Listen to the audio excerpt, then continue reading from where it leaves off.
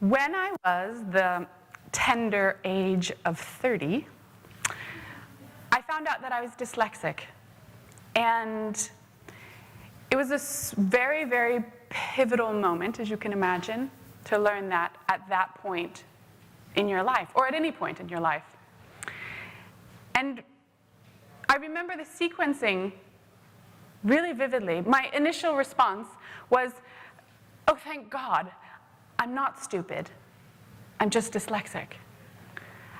And then that was immediately followed by a walk home where all the fears and limitations that come with a label started to kick in. I was at that time enrolled in a graduate program, and it was an academic program, and dyslexia is a reading and writing disability. And so there was a lot of reading, there was an awful lot of writing, and the end part of the grade that you get at the end is based mostly on a written dissertation. So you can imagine that there was some concern on my walk home about how this was going to pan out for me. And I get home, and I say to my husband, honey, I'm dyslexic. And he says, well, of course you are. And then he says, you have the genius gene, right? And I thought, well, then there's hope for me. Okay, right? He says Einstein was dyslexic. And I thought, okay, all right, well, I'm back in good standing. And then I call my mother, and I'll never forget what she said to me. I said, Mom, I'm dyslexic. And she said, yeah, I think I am too. And I said, but did you not think to tell me this? And she said one of the more profound things that I've ever heard. She said, I saw that as a limitation, and you are limitless to me. And I of course acknowledged, that's a very profound thing to hear from anybody at any time in your life, particularly by a parent. So I did acknowledge it, but then it was really followed up by, but Mom, there are resources, there are things that we could do that could help me. There must have been things that could have helped me. And she said, well, yeah, we did some of those. Do you remember you had a tutor between the age of the grades of second and third? Because back then they taught you to read when you were that age, between second and third, not in kindergarten. We got you a tutor around that time, do you remember? And I thought, okay, right. But she said back then, there wasn't a lot of research that supported anything to do with this. And I'm from a very small rural town where the solution was to separate you if you were different. To separate you. And my mother, bless her, felt that that was not what I needed. And then I called my father, and my father is an old school hippie, and he said, that's interesting. Well, what do you think about that? How do you feel about that? What does that mean to you? And I've had a lot of time to think about what that means to me. And what I think is very, very interesting about labels is that you really have an opt-in or an opt-out. You can break it down, and you can opt into some, and you can opt out for other parts. A label is built on sets of behavior and states of being, right? But it's a block. And I think you really have to define for yourself what that means. Because initially what I think happens with labels is that you opt in for the positives, but then over time you live much more of the negatives, the limitations, in the same way that my initial response was of enormous freedom. There's nothing wrong with me.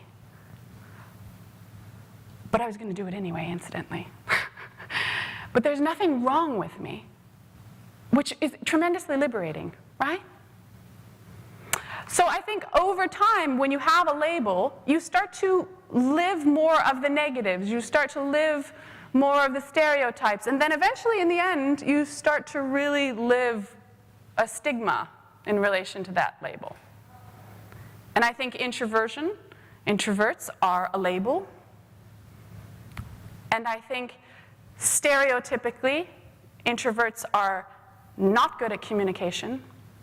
They are therefore not people, and they're not good leaders. Christ! Well, okay. I teach communication. That's what I do for a living. I teach body language, I teach voice, I teach speech, I teach content treatment, and I teach listening. And I don't buy it. I absolutely don't buy it. And I've always been a little bit mystified around why the stereotype exists, why stigma exists. And honest to God, until I started to do some preliminary research for this talk, I didn't really have some sense of why. I understood personal sense from individual people, because of course I work with introverts, and I work with extroverts, and I work with ambiverts. I work with anybody, right?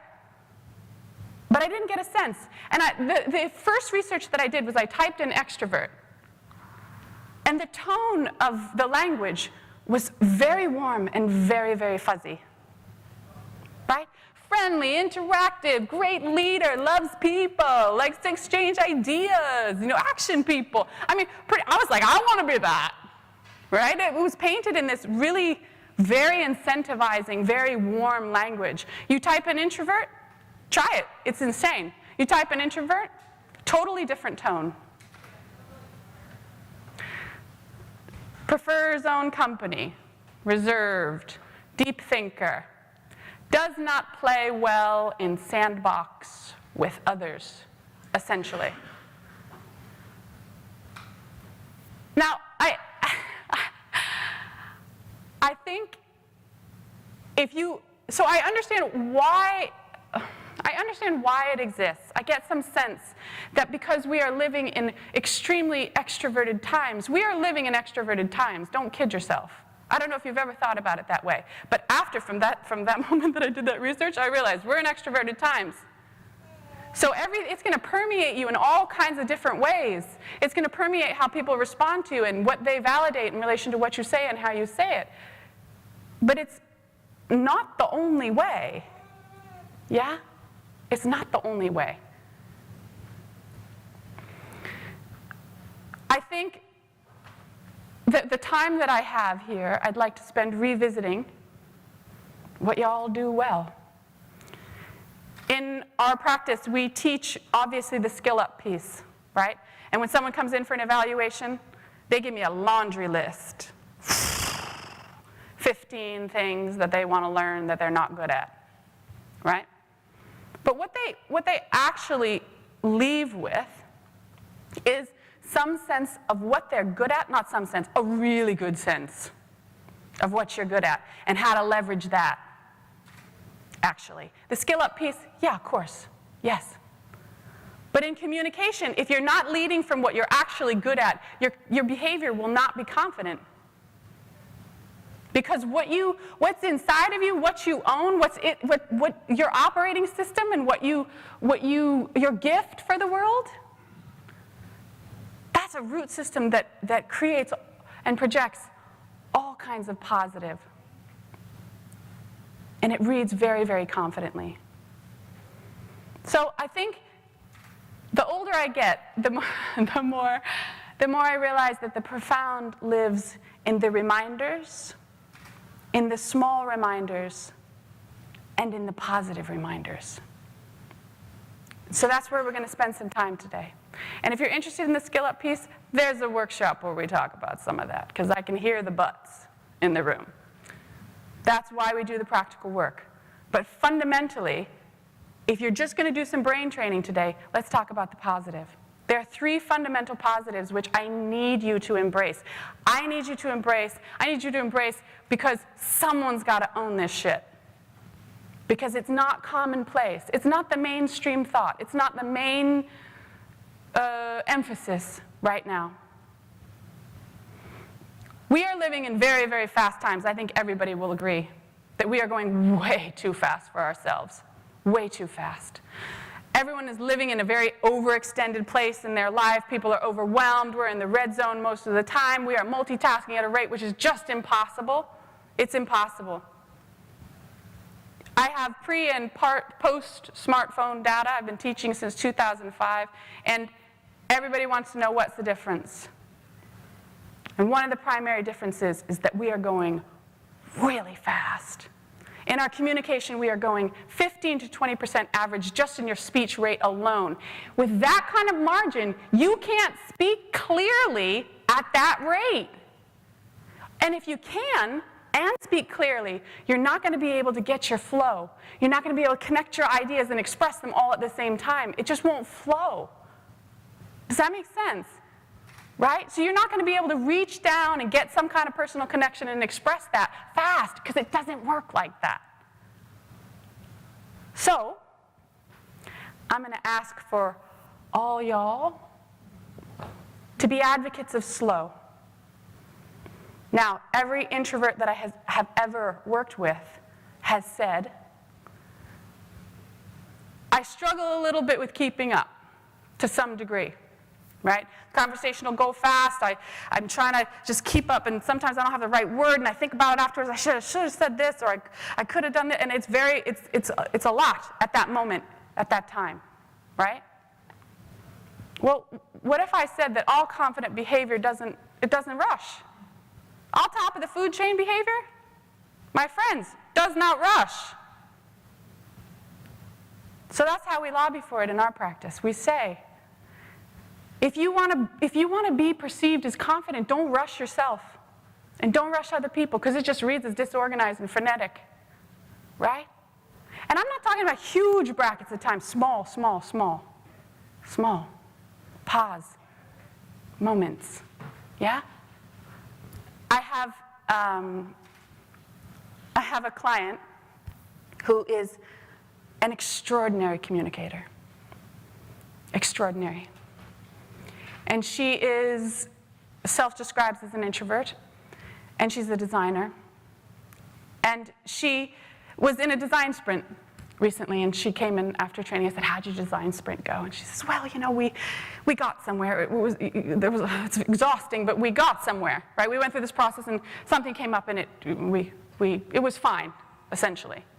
She said, I really just wanted to spend some of that time just digging down a little bit, spending some time to come up with something really, truly innovative, not just the next step or some cosmetic Band-Aid situation that will just get us to the next phase. And I looked at her and said, could you not pause for a moment and advocate for this type of deep process versus this process? And she looks at me and she says, Fonte, it's called a design sprint. Right? So what I'm asking you to do is, I get it, it's difficult. I get it.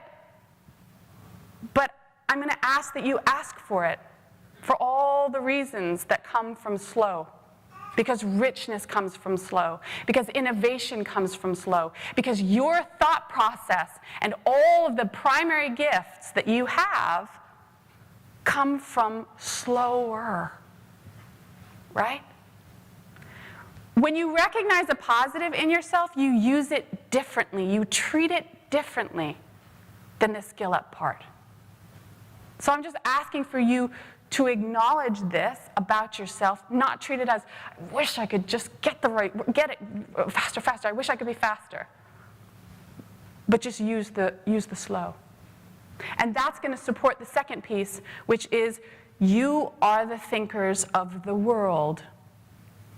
I don't think this is news to most of you. But it's amazing how difficult it is for people to leverage natural ability and to own it.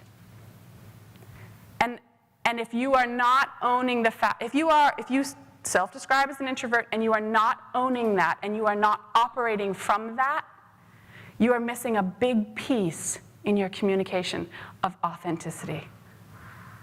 Yeah? Because that's hardwired in you. I think the challenge for many people is in the translation of that. Yeah? I've got it in me. I know I've got it in me. How do I get it out? And I think there are two areas that you got to work on. One is you got to be friends with your voice. You got to figure that relationship out. And I have a suggestion. I'd like for you to talk out loud to yourself more often. Now, when I suggest this to people, most people give me this weird look and they say, "You mean like crazy people?"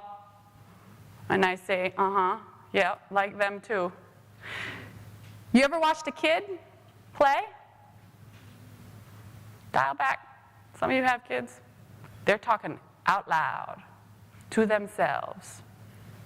They are in deep creative play. And when children are in deep creative play, they talk to themselves because it makes it real, because it's a full immersion process, and because they teach themselves while they go.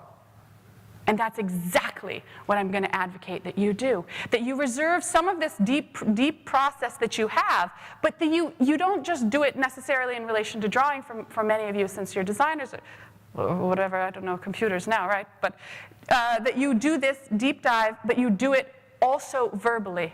How many of you have said something out loud and taught yourself in that moment? Where you say something out loud and then you agree with yourself a second after you say, "Yeah, what I just said, yeah, I agree with her." How many? Put your hand up. Right? If your hand isn't in the air, it means that you do it, but you don't have that positive filter yet. You haven't thought of that as a positive, and so you don't notice it. We do it all the time. We can literally teach ourselves. I mean, at this point in my career, in my life, because I have 3 children, I'm an extremely busy person, I don't do as much preparation as I used to. And now I just have to trust that the information is inside of me, and that if I listen and I'm really actually present with that person, that I will take that information, reach down and pull that out, and it will match the need at that particular moment. I really have to trust this. So I'm not just trying to put out some cosmetic things here. You do it already. So this is one way to start to use your voice and become friends with it, because a lot of people hate their voices. The second is in relation to body language. I think of expression as the translation of self. Right? It's taking something and translating it out. And I think of it in full color. Now here's some pre- and post-smartphone information. We are starting to use our communication as a means of demonstrating intelligence. That is what I am noticing, that we are using it as a vehicle to demonstrate our credibility and our intelligence. And that's only part of it. 50% at best, because that's an IQ process, and communication has IQ and it has EQ. So what happens with the body language is that it starts to really tie into more of the EQ things, because the body language, if it comes out just as IQ, it duplicates, and that can be read as condescending really, really quickly. So I ask for you to use your face and your hands to translate yourself out. You already have them. It's natural because it's there. And I know it's risky. I know.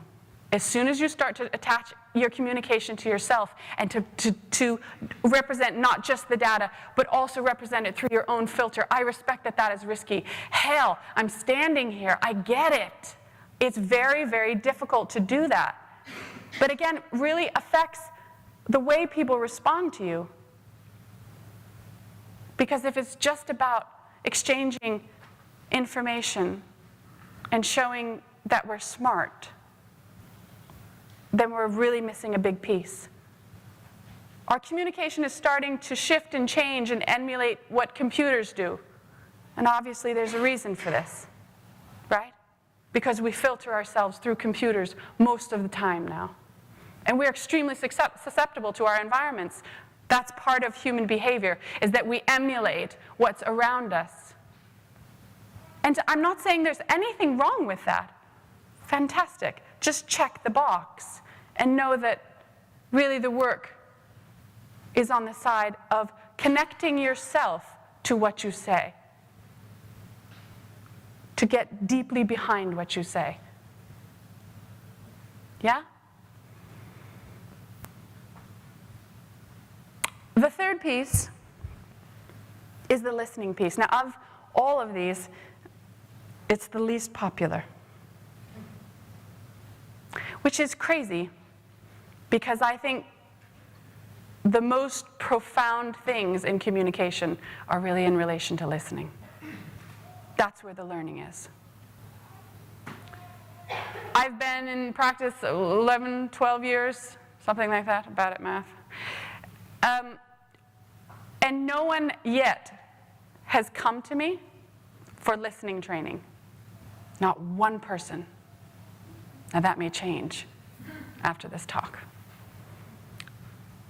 Not one person. It's all about speaking. So people come to me for speaking training, and what they leave with is, without a doubt, listening training. Because how you listen is how you speak. If you're a competitive listener, you are a competitive speaker. If you are a passive listener, you are a passive speaker. If you are an active and interactive, which is the ideal listener, then you are an active and interactive speaker. And so we work on both. Yeah? I think of listening as a gift. It's a gift. In this day and age when no one is paying attention to anybody, right? I mean, people are literally walking into poles because we are really not in ourselves a lot of the time. That listening is one of those things that is a gift. And introverts have it in spades. They self-describe as oftentimes as saying, I prefer to listen versus I would really not like to speak very much. Again, looping back to, if you've got a positive and you treat it as a positive, then it comes out of you differently. Don't treat that as, I wish I was a better, more assertive, more interactive. I don't know what's in your head, right? What's the story you tell yourself? But own that one. Listening costs you nothing. Just give it for free. It changes you as a person. What's the difference between listening and hearing? This is how I define it. When you listen, it's when information comes into you and changes you. That's what listening is. That's called consideration.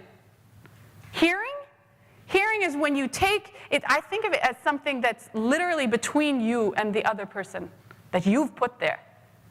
I can hear information. It's not a lack of being able to get information. I can hear information, but it's going into a checklist that goes between you and I. It has nothing to do with me, and it really doesn't have very much to do with you. Does that make sense?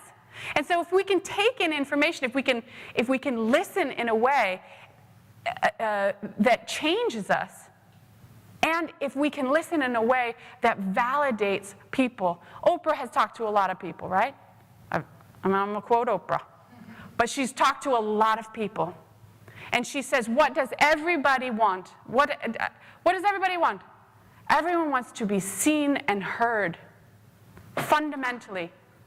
We communicate out of need. That's why we communicate. I want to be seen and to be heard. If you can gift that to someone, it's an amazing thing. I've had a fair amount of time to think about the question that my father asked me, what does it mean to me? And I really keep dialing back to that initial response that I had, right? Because I think in communication, your initial response is where the truth is. And oftentimes when I'm watching people, when I'm listening to people, when I'm observing people, because that's part of what I'm paid to do, I'm watching to see what they do with that initial response, whether they say yes or whether they say no.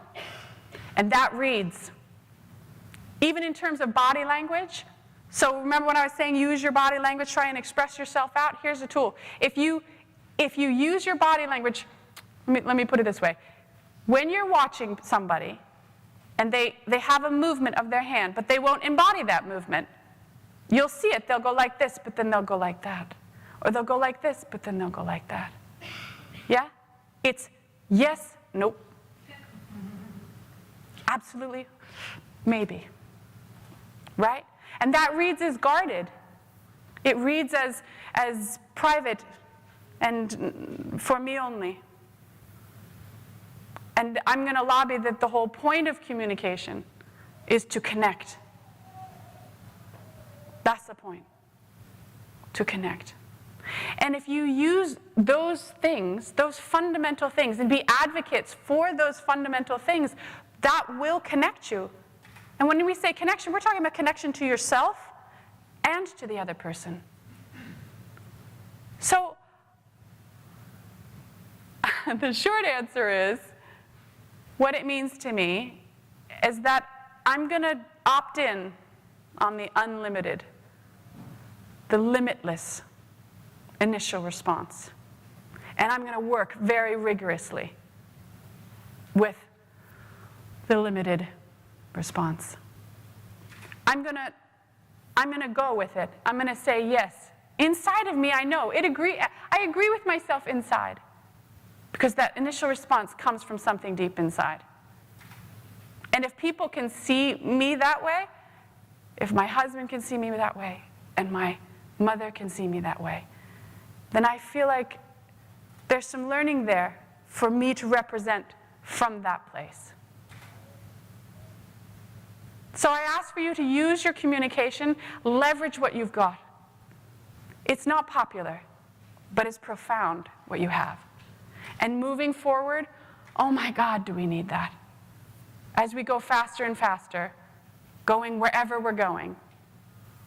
I think we have the onus to really try and stay connected with our humanity as we get surrounded by more and more technology, to really stay connected to our humanity. And I think our communication is what facilitates that, because it connects us to ourselves and to other people. So I'd like to make a pact, because I'm a practical person. I'm going to call myself a dyslexic writer. It's what I'm going to add. I've been telling people for about a year now to see if I can say it. And I'm getting kind of good at it. So I'm going to call myself a dyslexic writer, and you all can call yourselves expressive introverts. Okay? All right. If you're with me, bang your hands together. Thank you.